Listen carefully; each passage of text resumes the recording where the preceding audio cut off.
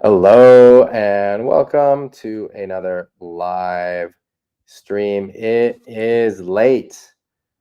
Ah, it is late. I'm sorry for everyone that showed up at our usual time. My flight back to Hamburg was delayed, and then the baggage was delayed, and everything ended up delayed. So I'm finally streaming. We're 50 minutes late. So I know that some of you guys will miss this, and otherwise, you can catch the replay. So I will keep things pretty short and sweet. If you want to learn to shove it, the Shove It course is online. It's on windsurfingmasterclass.com. That's my.windsurfingmasterclass.com. You can also just find it on windsurfingmasterclass.com, but then you have to click more links. You can also find the link somewhere in the description of this live stream. So that's if you want to learn the Shove It. And it's a good course. The Shove It is a very accessible move. If you are a proficient windsurfer, you're able to jibe, you're able to do jumps. You can shove it. You don't have to be able to do forward loops. You don't have to be able to do tabletops. You don't have to be able to do back loops. Pretty much, if you're a proficient windsurfer, comfortable getting air, it's good to be able to jump. We've got some good board and sail control. The Shove It is open to you, and the Shove It course is online. So I really recommend, if you want a challenge this year, learning a new move, the Shove It is a really good move to learn. It's fun and it's accessible. It's way more accessible than what people think. Really, really more accessible than what people think. We got Jorg in the chat, even though we're live streaming late. For you guys who are just joining us, a late live stream. I just got back to Hamburg. I was in Zurich for the weekend with some friends whom I haven't seen for years, and flights were delayed back to Hamburg. And I will be in Maui also later this week. So kind of all over the place. Han signed up for the Shove It course. Is it a good starting point for push loops? It's really good for the backside airs. For push loops, I'm not sure if it's a good starting point, but it's definitely helpful. It helps with completing them. Ragnar, looking forward to 2 weeks in Pozo, the end of the month. Awesome. Awesome. Awesome. I miss Pozo. I'm coming back to Europe in a couple weeks. I'm just in Maui for 2 weeks, and then I come back. We've got the master classes in Denmark in September. There are still a couple spots for that. Maybe, looks like Mark is signing up, so maybe there's only one spot left. We'll see. So it looks like 1 or 2 spots left in Denmark, and so I'll definitely be back for that, and I'll be back a little bit earlier. Hey, Mark. And I really want to do a Pozo trip also. It's been a long time since I've done a Pozo trip. Yes, Jorg. So you can do the Shove It course. So the Shove It course is primarily something that you do on your own time. So it's on the Windsurfing Masterclass website, my.windsurfingmasterclass.com. But we do have live coaching as well. So in a few weeks, we're going to have a VIP live coaching.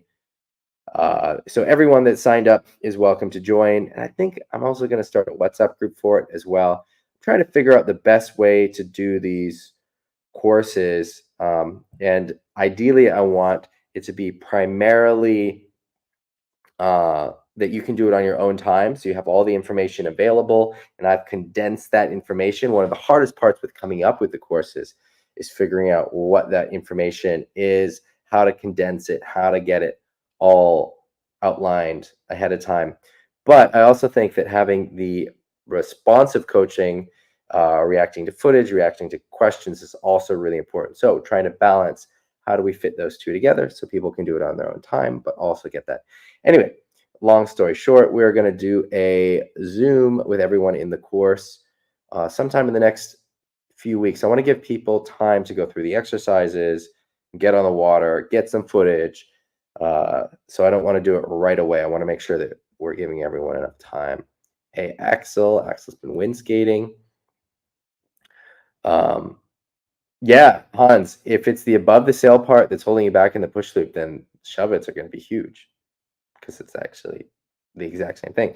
All right, I'm going to load up the Facebook group. We're going to get into it. We're already kind of late, so I'm going to try to go quick. And yeah, let's get into it. All right, next up, we've got, let's sort by new posts. All right, so we've got Nick, who's doing some of the exercise already on the water from the Shove It course. Looking solid. Nick is an alumni from our Learn to Loop class. He learned to loop. Awesome. Cool. Now he's going to learn to shove it. I love it. I don't want to get into too much of the exercise analysis here, other than it looks good, actually. Just from looking at the exercises, I think it looks awesome. We got a question from Ragnar saying, is it good for onshore? Shove-its are great for onshore. They're great for onshore wave running and also onshore jumping. Shove-its are an awesome onshore move. They're not really an offshore move. So if you have offshore wind, the shove-it is a lot more difficult to work on. But for onshore, it is great. Anyway, just wrapping up, Nick, this looks solid. We can do more in-depth discussion on the Windsurfing Masterclass platform. So there's a community linked with the course. The welcome email was supposed to say that, but there's a bit of code that was maybe not working. It looked like that didn't get included. So I will send all of that out to everyone in the course. All right. We've got a question from Samuli. Are there any situations in wave sailing, both riding and jumping, where the front arm is bent? Yes, plenty. The first one that comes to mind is when you're coming out of the bottom turn, transitioning into the cutback. And then we think about this S shape in our front arm. And then the front arm is definitely bent as it's bringing the sail across the body. So front arm is bent, transitioning from bottom turn to top turn. Front hand can also be bent sometimes in the cutback. It can be bent sometimes in the off the lip. The off the lip is really a sheeting out move.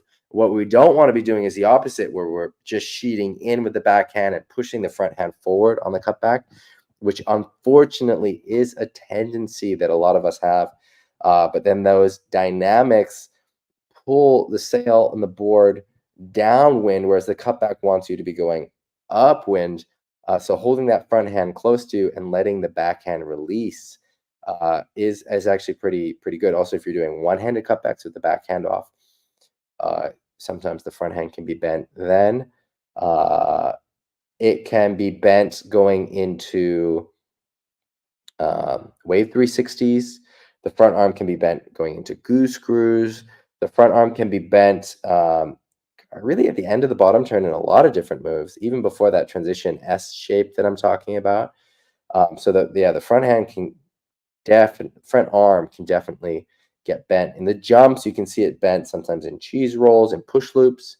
Push loops, you're really pulling that with that front hand around, and a lot of times it is very bent. So yes, big capital letters, YES. All right, Mark has been wondering how you can jump, fly, launch 15 meters into the air like Ricardo at Pozo.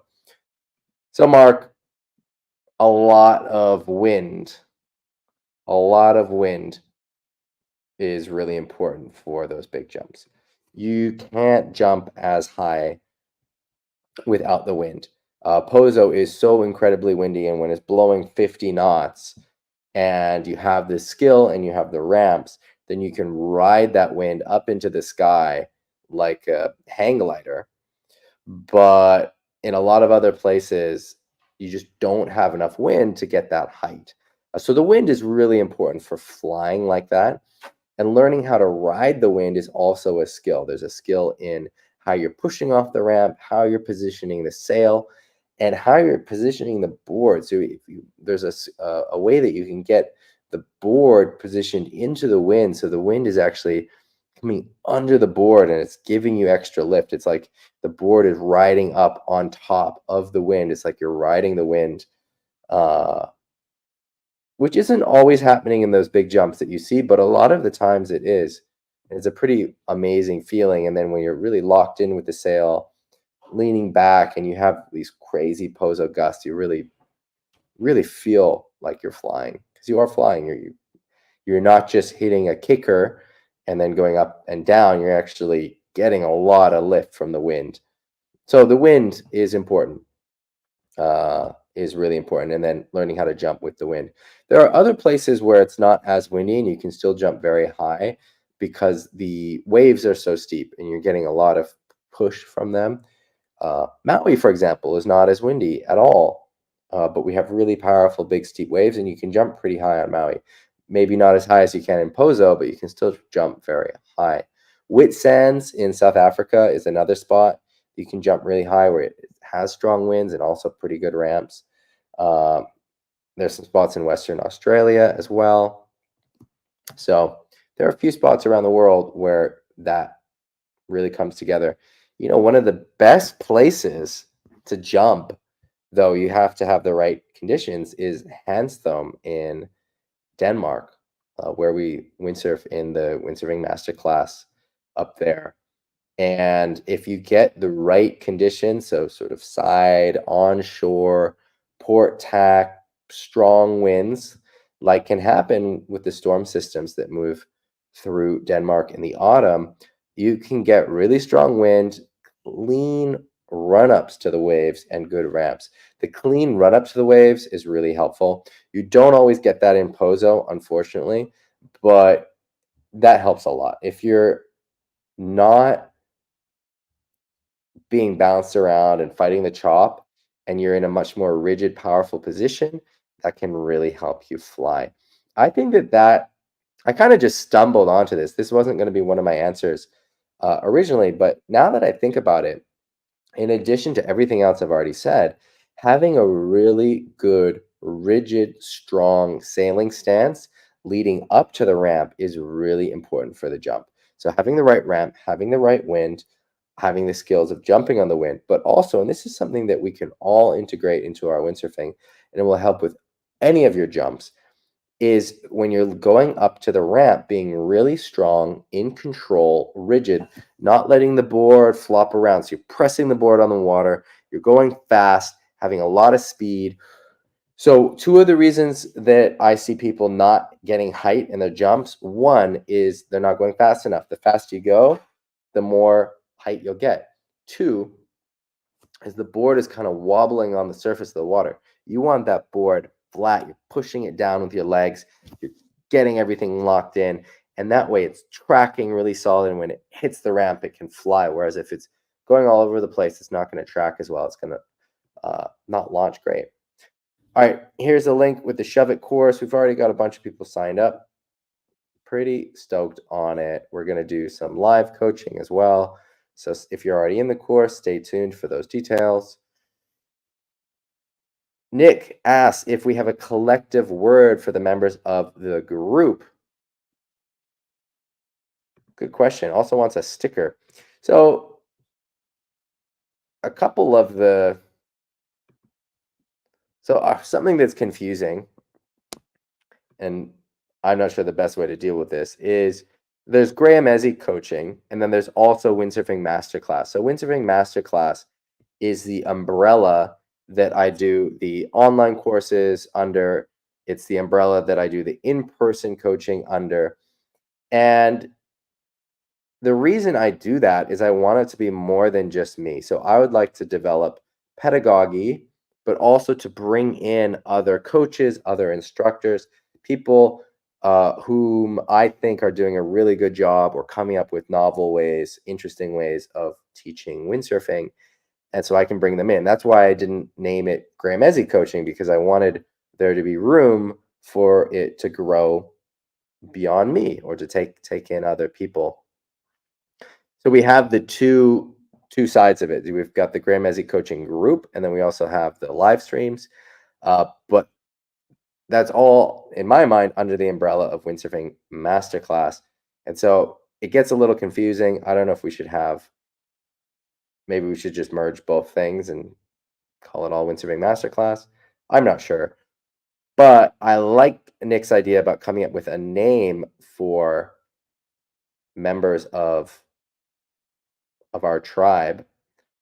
and I don't have a good idea yet. So if you guys want to throw some ideas on Nick's thread, feel free. A lot of people are riffing on my name, but it could also, I like it riffing on Windsurfing Masterclass, and like with Windsurfing Masterclass. So like I like the idea of, and the reason the logo looks like this,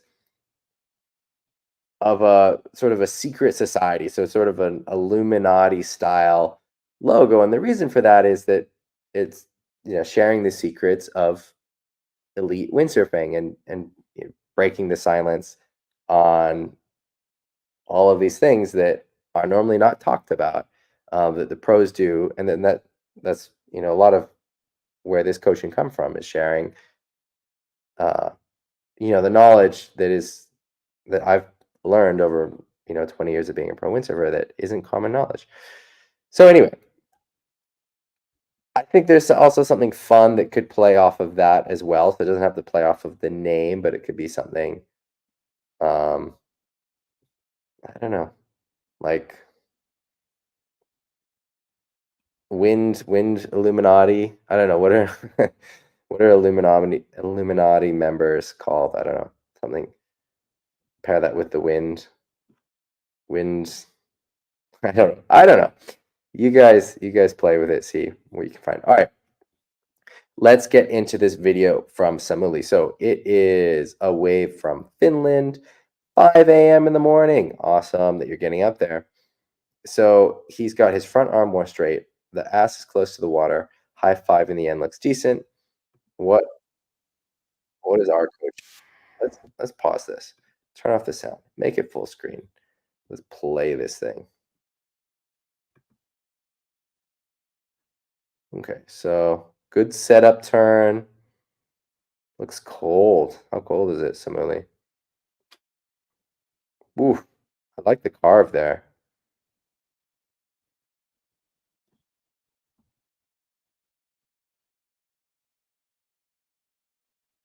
It's looking solid. All right, let's see. I like the flow. I like the back and forth flow. I like the high five. Okay, so what can we focus on going forward? The biggest thing I see is focusing on these hips. So right now, you're in a lunge position. The hips are facing the nose of the board. If we get those hips angled a little bit more towards the rail of the board, and in doing so, it means that this front foot is also going to angle more parallel to the back foot. So we get out of the lunge position, more in a squat position. And that's going to allow you to put a lot more pressure on that rail. But this turn, I know you talked about the high five at the end, but this turn, and here your front arm's bent, like we were talking about before. This turn looks powerful, looks on the rail. I like how that looks. That must have felt good. That must have felt good. I think two things. So the two things, and they tie into each other, is getting a more parallel stance on the bottom turn, and then trying to go more vertical on the bottom turn. So right now we're coming up a little bit more than parallel with the wave, and try to do U-shaped turns. Try to do U-shaped turns, like come fully vertical on the wave. Yeah, fully vertical. See where that goes. All right, just like that, we're caught up. Got a suggestion for Ragnar, something about Graham's tribe, G tribe. Like, yeah, something like that could work. So I'll think about it. Keep brainstorming. All right, guys, it's late. I'm gonna sign off. Thank you for showing up. Thank you for showing up, even though I was delayed with airports and baggage and all that stuff. I will see you next week, Sunday. I'll be in Hawaii then. If you want to learn to shove it, check out windsurfingmasterclass.com. If you want to join us in Denmark, I think there's 1 or 2 spots left. Sign up also on windsurfingmasterclass.com. So it's not my.windsurfingmasterclass, but just windsurfingmasterclass.com. You can see the schedule and apply there. All right, everyone. Signing off. Have a good windy week.